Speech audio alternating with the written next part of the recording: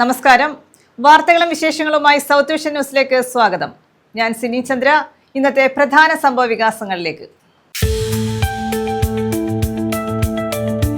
കശുവണ്ടി വികസന കോർപ്പറേഷൻ അഴിമതി, സർക്കാരിനെതിരെ വിമർശനവുമായി ഹൈക്കോടതി. പ്രോസിക്യൂഷൻ അനുമതി നൽകാതെ അഴിമതിക്കാരെ സംരക്ഷിക്കുന്ന സർക്കാരായി മാറിയെന്നാണ് മനസ്സിലാക്കുന്നതെന്ന് കോടതിയുടെ നിരീക്ഷണം.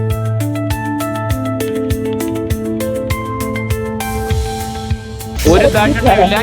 ഇന്ന് പേപ്പർ ഞാൻ കൊടുക്കും. ജോലി ഉണ്ടോ എന്ന് തിങ്കളാഴ്ച അറിയൂ. പിന്നെ വനിതാ BLOയ്ക്ക് ഭീഷണി. SIRമായി ബന്ധപ്പെട്ടാണ് ഭീഷണി. കരുനാഗപ്പള്ളിയിൽ ഡെപ്യൂട്ടി തഹസീൽദാർ തസ്തികയിലുള്ള ഉദ്യോഗസ്ഥനാണ് BLOയെ ഭീഷണിപ്പെടുത്തിയത്.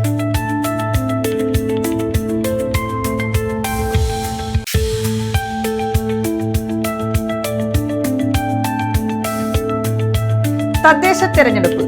LDF പ്രകടന പത്രിക പുറത്തിറക്കി. എല്ലാവർക്കും വീടും ഭക്ഷണവും ചികിത്സയും ഉറപ്പുവരുത്തുമെന്ന് LDF പ്രകടന പത്രിക.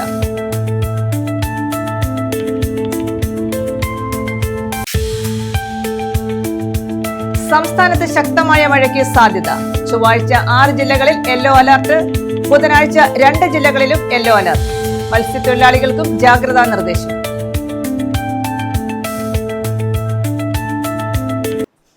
വിശദമായ വാർത്തകളിലേക്ക്. കശുവണ്ടി വികസന കോർപ്പറേഷൻ അഴിമതി കേസിൽ സർക്കാരിനെതിരെ രൂക്ഷ വിമർശനവുമായി ഹൈക്കോടതി. INTUC നേതാവ് R ചന്ദ്രശേഖരനെയും കശുവണ്ടി വികസന കോർപ്പറേഷൻ മുൻ MD KA രതീഷിനെയും വിചാരണ ചെയ്യാൻ സർക്കാർ CBIക്ക് പ്രോസിക്യൂഷൻ അനുമതി നൽകാത്തതിനെ തുടർന്നാണ് കോടതിയുടെ വിമർശനം.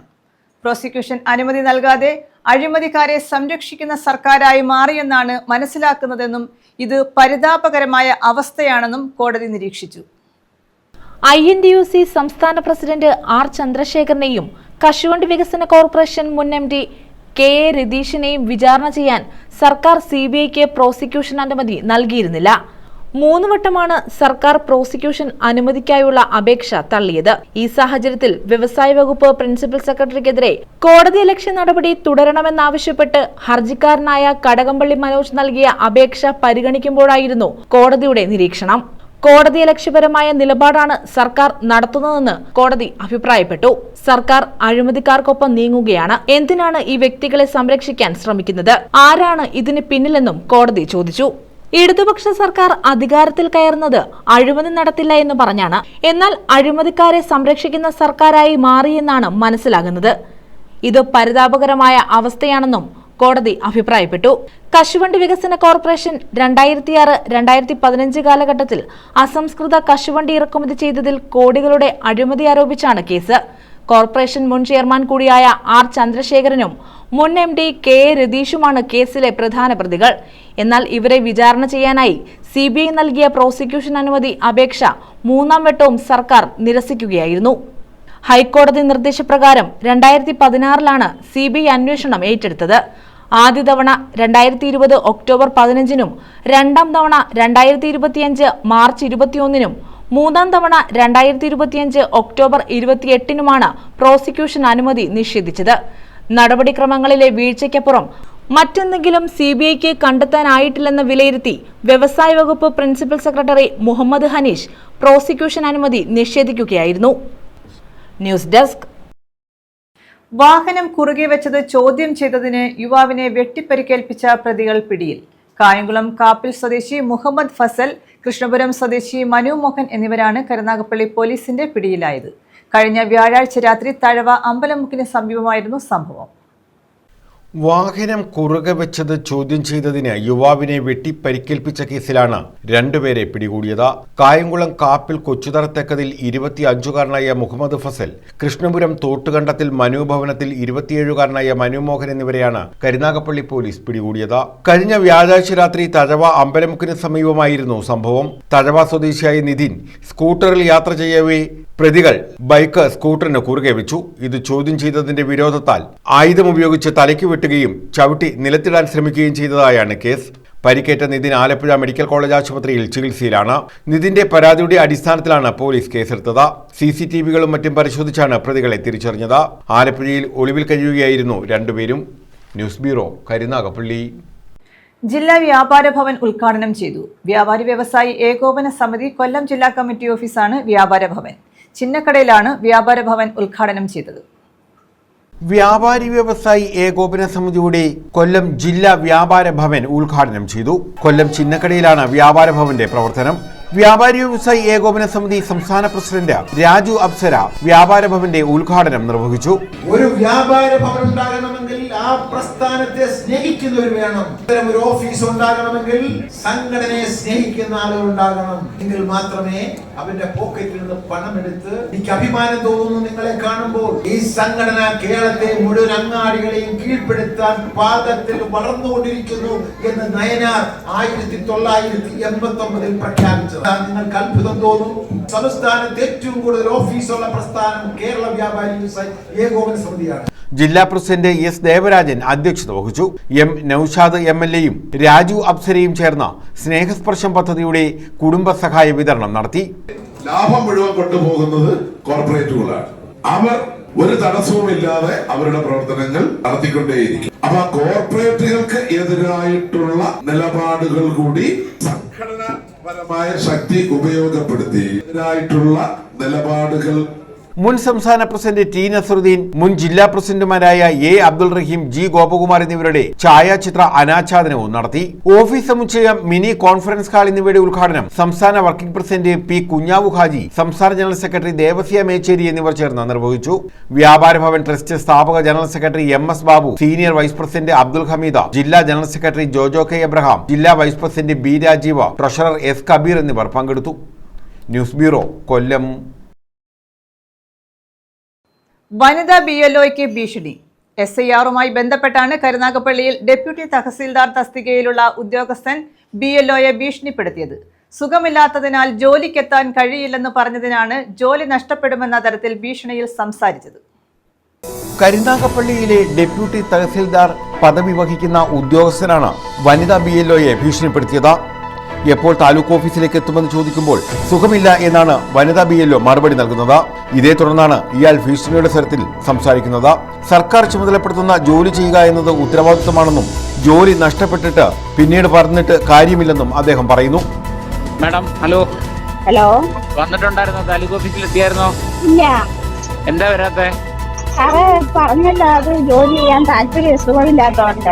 മാഡം, ഞാനൊരു കാര്യം പറയട്ടെ. നിങ്ങളുടെ താല്പര്യത്തിനല്ല ജോലി ചെയ്യുന്നത്. തിങ്കളാഴ്ച പേപ്പറോടെ വരും. ഞാനൊന്ന് പറഞ്ഞോട്ടെ, നമ്മളൊക്കെ നമ്മുടെ താല്പര്യത്തിലല്ലേ, നമ്മളെല്ലാം സർക്കാർ ജീവനക്കാരാ. ഞാൻ പറയട്ടെ, നിങ്ങളുടെ ICDS ഓഫീസർക്ക് പേപ്പർ കിട്ടിയിരിക്കും തിങ്കളാഴ്ച. മര്യാദയ്ക്ക് വരുന്നെങ്കിൽ വാ. ഓക്കെ, എത്ര എനിക്ക് പറയാനുള്ളത്. പിന്നീട് എക്സ്ക്യൂസ് പറയാനായിട്ട് എന്റെ അടുത്ത് വരരുത്. ഒരു ദാക്ഷിണ്യമില്ല. ഇന്ന് പേപ്പർ ഞാൻ കൊടുക്കും. ജോലി ഉണ്ടോ എന്ന് തിങ്കളാഴ്ച അറിയൂ. പിന്നെ ഇത് അല്പം കടുപ്പിച്ച് തന്നെ പറയുക. വേണമെങ്കിൽ വന്നു. ശാസനയുടെയും താക്കീതിന്റെയും ഭീഷണിയുടെയും സ്വരമാണ് ശബ്ദ സന്ദേശത്തിൽ ഉദ്യോഗസ്ഥൻ പുലർത്തുന്നത്. ജോലി പോയിട്ട് തന്റെ അടുക്കൽ വന്നിട്ട് കാര്യമില്ല എന്നും ഇദ്ദേഹം പറയുന്നു. ജോലി സമ്മർദ്ദത്തെ തുടർന്ന് BLO ആത്മഹത്യ ചെയ്യുന്നതിന് ദിവസങ്ങൾക്ക് മുമ്പുള്ളതാണ് ഈ ശബ്ദ സന്ദേശം. News bureau, Karunagappally. SIR-ന്റെ രക്തസാക്ഷിയാണ് BLO അനീഷ് എന്ന് KC വേണുഗോപാൽ MP. ധൃതി പിടിച്ച് യാതൊരു മുന്നൊരുക്കങ്ങളും എടുക്കാതെ ജീവനക്കാരുടെ മേൽ അമിതഭാരം ഏൽപ്പിച്ച് ഏത് വിധേനയും SIR പൂർത്തീകരിക്കാനാണ് തെരഞ്ഞെടുപ്പ് കമ്മീഷൻ ശ്രമിക്കുന്നത്. തെരഞ്ഞെടുപ്പ് കമ്മീഷൻ തന്നെ തെരഞ്ഞെടുപ്പ് പ്രക്രിയയെ അട്ടിമറിക്കാൻ നേതൃത്വം കൊടുക്കുകയാണെന്നും MP കുറ്റപ്പെടുത്തി. ധൃതി പിടിച്ച് യാതൊരു മുന്നൊരുക്കങ്ങളും എടുക്കാതെ ജീവനക്കാരുടെ മേൽ അമിതഭാരമേൽപ്പിച്ച് ഏത് വിധേനയും SIR പൂർത്തിയാക്കാനുള്ള തെരഞ്ഞെടുപ്പ് കമ്മീഷൻ തീരുമാനത്തിന്റെ രക്തസാക്ഷിയാണ് BLO അനീഷ് എന്ന് AICC general secretary KC Venugopal MP പറഞ്ഞു. കോൺഗ്രസ് പേരയം മണ്ഡലം കമ്മിറ്റി പുതുതായി നിർമ്മിച്ച ഉമ്മൻചാണ്ടി ഭവന്റെ ഉദ്ഘാടനം നിർവഹിച്ച് സംസാരിക്കുകയായിരുന്നു MP. അനീഷിന്റെ ആത്മഹത്യയുടെ ഉത്തരവാദി തെരഞ്ഞെടുപ്പ് കമ്മീഷനാണ്. തെരഞ്ഞെടുപ്പ് കമ്മീഷൻ തന്നെ തെരഞ്ഞെടുപ്പ് പ്രക്രിയയെ അട്ടിമറിക്കാൻ നേതൃത്വം കൊടുക്കുന്ന കർമ്മ പരിപാടിയായി SIR മാറിയിരിക്കുകയാണെന്ന് KC വേണുഗോപാൽ MP കുറ്റപ്പെടുത്തി. ജീവിതത്തിന്റെ പ്രാരബ്ധങ്ങളും ബുദ്ധിമുട്ടുകളും അനുഭവിക്കുന്ന ജനതയ്ക്ക് അത് കൂടിക്കൊണ്ടിരിക്കുന്ന ഒരു അവസ്ഥയാണുള്ളത്. ഇതൊന്നും കാണുന്ന ഒരു സർക്കാരല്ല കേരളം ഭരിക്കുന്നത്. കോൺഗ്രസ് കേന്ദ്രത്തിലും കേരളത്തിലും പ്രതിപക്ഷത്താണ്. മാർക്സിസ്റ്റുകാരെ സംബന്ധിച്ചിടത്തോളം BJP-കാരെ സംബന്ധിച്ചിടത്തോളം രണ്ടുപേരുടെയും പൊതുശത്രു കോൺഗ്രസ് ആണ്. ഇപ്പം ബീഹാറിലെ തെരഞ്ഞെടുപ്പ് ഞങ്ങൾ കണ്ടു. അവിടെ ഇന്ത്യ മുന്നണി ഒന്നിച്ചാ മത്സരിച്ചത്. കോൺഗ്രസ് 55 സീറ്റിൽ മത്സരിച്ചു, ഇടതുപക്ഷം എല്ലാം കൂടി 33 സീറ്റിൽ മത്സരിച്ചു. അവിടെ യഥാർത്ഥ വില്ലൻ ജനങ്ങൾക്ക് വോട്ട് ചെയ്യാനുള്ള അവകാശം തന്നെ നിഷേധിച്ചുകൊണ്ട് SIR കൊണ്ടുവന്നു. 65 ലക്ഷം വോട്ട് നീക്കം ചെയ്തു.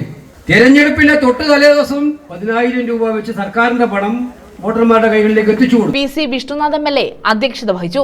DCC president P Rajendra Prasad മുഖ്യപ്രഭാഷണം നടത്തി. Advocate Bindu Krishna, MM Naseer, A Shanavas Khan, Suraj Ravi, P Jermias, Raju D Panicker, advocate Aneesh Padappakara, E Meridasan, Kallada Ramesh, Kurippally Saleem, K Baburajan, AK Prasannakumar, Sunil Jose, Manu Soman, Rajendran Pillai, Kallada Vijayan, Rachel Johnson എന്നിവർ പങ്കെടുത്തു. News bureau, Kundara.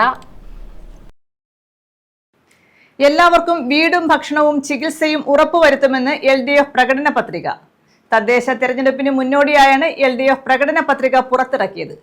കേവല ദാരിദ്ര്യ വിമുക്ത കേരളം, സമ്പൂർണ്ണ പോഷകാഹാര സംസ്ഥാനം, കടലിന്റെ 50 മീറ്റർ പരിധിയിൽ താമസിക്കുന്നവർക്ക് പുനർഗേഹം പദ്ധതിയിൽ പുനരധിവാസം എന്നിവ പ്രകടന പത്രികയിൽ പറയുന്നു. എല്ലാവർക്കും വീടും ഭക്ഷണവും ചികിത്സയും ഉറപ്പുവരുത്തുമെന്ന പ്രഖ്യാപനവുമായാണ് LDFന്റെ പ്രകടന പത്രിക പ്രകാശനം ചെയ്തത്.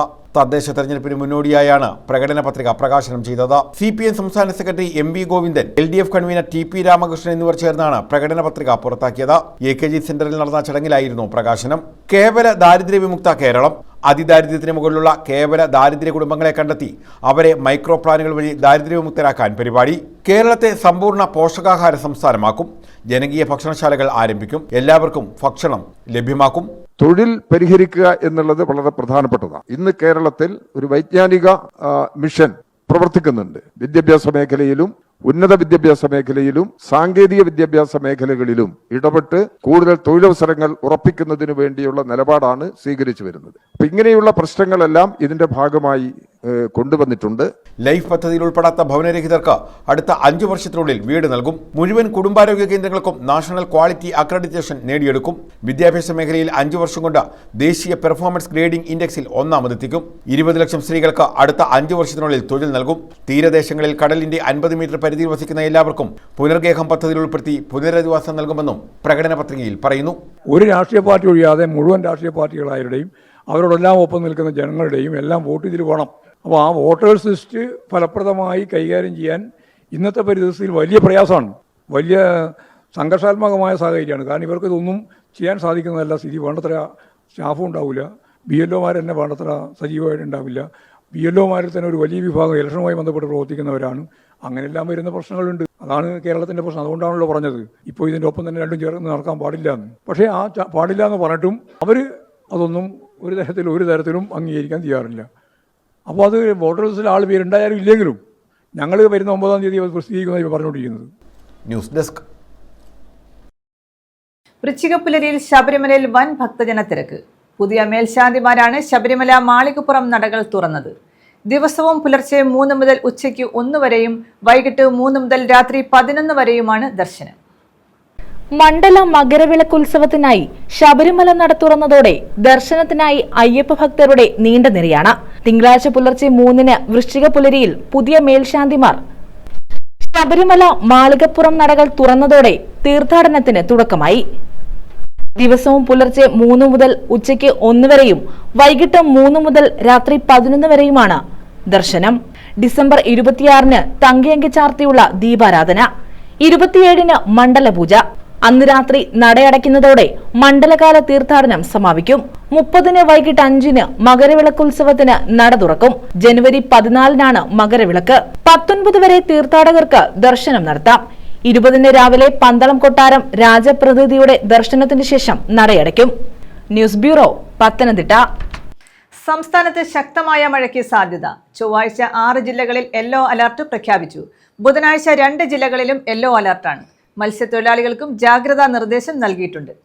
സംസ്ഥാനത്ത് മഴ ശക്തമാകുമെന്ന് കേന്ദ്ര കാലാവസ്ഥാ വകുപ്പ് മുന്നറിയിപ്പ് നൽകി. മഴ ശക്തമാകുന്നതോടെ വിവിധ ജില്ലകളിൽ യെല്ലോ അലേർട്ട് പ്രഖ്യാപിച്ചിട്ടുണ്ട്. ഒറ്റപ്പെട്ടയിടങ്ങളിൽ ശക്തമായ മഴയ്ക്കുള്ള സാധ്യതയാണ് പ്രവചിക്കപ്പെട്ടിരിക്കുന്നത്.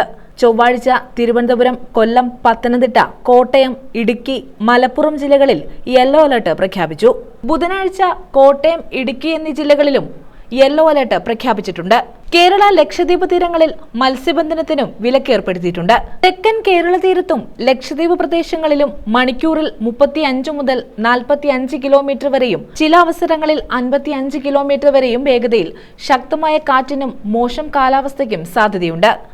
തെക്കൻ ആന്ധ്രാപ്രദേശ് തീരം, അതിനോട് ചേർന്ന കടൽ പ്രദേശങ്ങൾ, തമിഴ്നാട് തീരം, ഗൾഫ് ഓഫ് മന്നാർ, അതിനോട് ചേർന്ന കന്യാകുമാരി പ്രദേശം എന്നിവിടങ്ങളിൽ മണിക്കൂറിൽ 35 മുതൽ 45 കിലോമീറ്റർ വരെയും ചില അവസരങ്ങളിൽ 55 കിലോമീറ്റർ വരെയും വേഗതയിൽ ശക്തമായ കാറ്റിനും മോശം കാലാവസ്ഥയ്ക്കും സാധ്യതയുണ്ട്.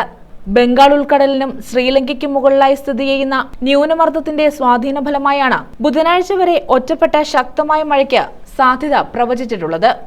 News desk. ശാസ്താംകോട്ട ധർമ്മശാസ്ത്ര ക്ഷേത്രത്തിൽ നിന്നും പമ്പയിലേക്ക് KSRTC ബസ് സർവീസ് തുടങ്ങി. Sub group officer S. Krishnaprasad service flag off ചെയ്തു. എല്ലാ ദിവസവും വൈകിട്ട് 6:30 ക്ഷേത്രത്തിൽ നിന്നും പമ്പയ്ക്ക് പുറപ്പെടുന്നത്. ശാസ്താംകോട്ട ധർമ്മശാസ്ത്ര ക്ഷേത്രത്തിൽ നിന്നുമാണ് പമ്പയ്ക്ക് KSRTC ബസ് സർവീസ് ആരംഭിച്ചത്. ക്ഷേത്രത്തിൽ നിന്ന് എല്ലാ ദിവസവും വൈകിട്ട് 6:30 ബസ് പുറപ്പെടും. മുൻകൂർ ബുക്കിംഗിനുള്ള സൗകര്യവും ഏർപ്പെടുത്തിയിട്ടുണ്ട്. Sub group officer S. Krishnaprasad ബസിന്റെ ഫ്ളാഗ് ഓഫ് നിർവഹിച്ചു. കമ്മിറ്റികളുടെയും ഭക്തജനങ്ങളുടെയും എല്ലാം ശ്രമഫലമായി കഴിഞ്ഞ തവണത്തെ പോലെ ഈ വർഷവും പമ്പ ബസ് നമുക്ക് അനുവദിച്ചു നൽകുകയും തുലാമാസം 29-ാം തീയതി ഇന്ന് പമ്പയിലേക്ക് ആദ്യ സർവീസ് ആരംഭിക്കുകയാണ്. എല്ലാ ഭക്തജനങ്ങളുടെയും സഹായ സഹകരണങ്ങളും ശബരിമലയ്ക്ക് പോകുന്ന എല്ലാ അയ്യപ്പഭക്തന്മാരും ശാസ്താംകോട്ട ശ്രീ ധർമ്മശാസ്താവിന്റെ തിരുമുമ്പിൽ വന്ന് തേങ്ങയടിച്ച് മാലയിട്ട് ഈ പമ്പാ ബസ്സിൽ ശബരിമലയ്ക്ക് പോകണമെന്ന് ശ്രീ ധർമ്മശാസ്താവിന്റെ പേരിൽ അറിയിക്കുകയാണ്. ക്ഷേത്ര ഉപദേശക സമിതി പ്രസിഡന്റ് KP അജിതകുമാർ അധ്യക്ഷത വഹിച്ചു.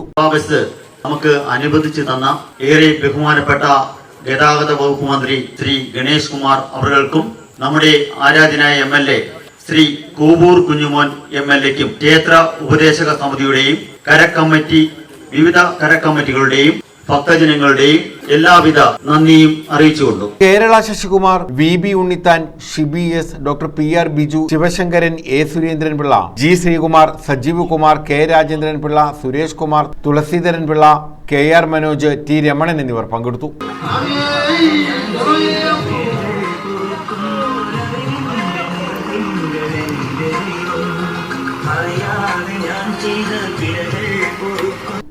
News bureau, Sasthamkotta. ഇടിമിന്നലേറ്റ് വീട് തകർന്നു, വളർത്തുനായ ചത്തു. എഴുകോൺ അമ്പലത്തും കാലായിലാണ് സംഭവം. അമ്പലത്തും കാല ഗാന്ധിമുക്ക് പാലവിള ജംഗ്ഷന് സമീപം കൃഷ്ണകൃപയിൽ അർജുനൻ പിള്ളയുടെ വീടാണ് ഇടിമിന്നലേറ്റ് തകർന്നത്. വീടിന്റെ ഭിത്തികൾ വിണ്ടുകീറി. എഴുകോൺ അമ്പലത്തുംകാലായിലാണ് കഴിഞ്ഞ ദിവസം വൈകിട്ട് പെയ്ത മഴയോടൊപ്പമുണ്ടായ ഇടിമിന്നലേറ്റ് വീട് തകർന്നത്. വയറിംഗ് പൂർണ്ണമായും കത്തിനശിച്ചു. ഇടിമിന്നലേറ്റ് വളർത്തുനായ ചത്തു. അമ്പലത്തുംകാല ഗാന്ധിമുഖ പാലവിള ജംഗ്ഷന് സമീപം കൃഷ്ണകൃപയിൽ അർജുനൻ പിള്ളയുടെ വീടാണ് ഇടിമിന്നലേറ്റ് തകർന്നത്. വീടിന്റെ ഭിത്തികൾ വിണ്ടുകീറി.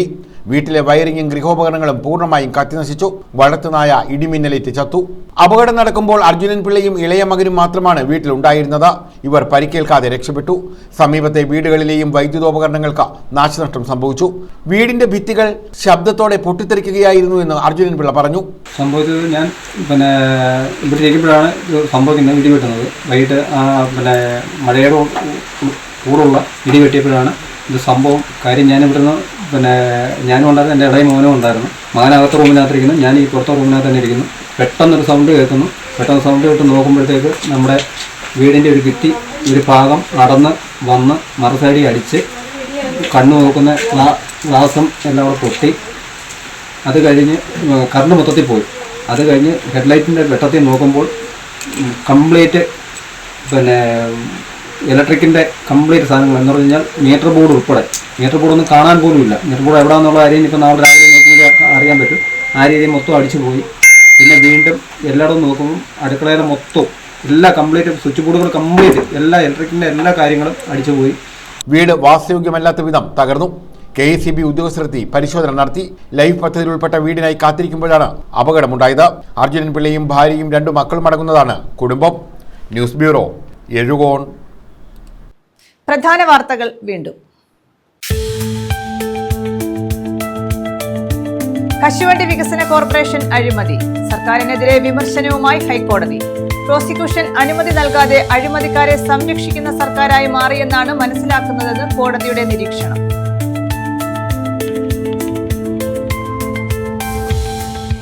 ഒരു കാരണമില്ല. ഇന്ന് പേപ്പർ ഞാൻ കൊടുക്കും. ജോലി ഉണ്ടോ എന്ന് തിങ്കളാഴ്ച അറിയൂ. പിന്നെ വനിതാ BLOയ്ക്ക് ഭീഷണി. SIRുമായി ബന്ധപ്പെട്ടാണ് ഭീഷണി. പെരുനാഗപ്പള്ളിയിൽ ഡെപ്യൂട്ടി തഹസീൽദാർ തസ്തികയിലുള്ള ഉദ്യോഗസ്ഥനാണ് BLOയെ ഭീഷണിപ്പെടുത്തിയത്.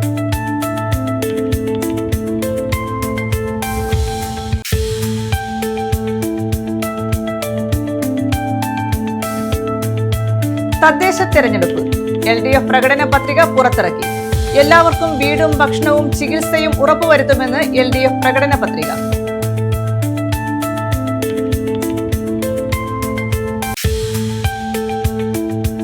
സംസ്ഥാനത്ത് ശക്തമായ മഴയ്ക്ക് സാധ്യത.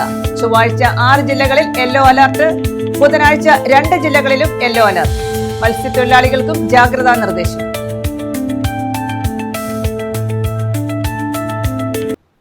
ഈ വാർത്താ ബുള്ളറ്റിൻ പൂർണ്ണമാകുന്നു. നമസ്കാരം.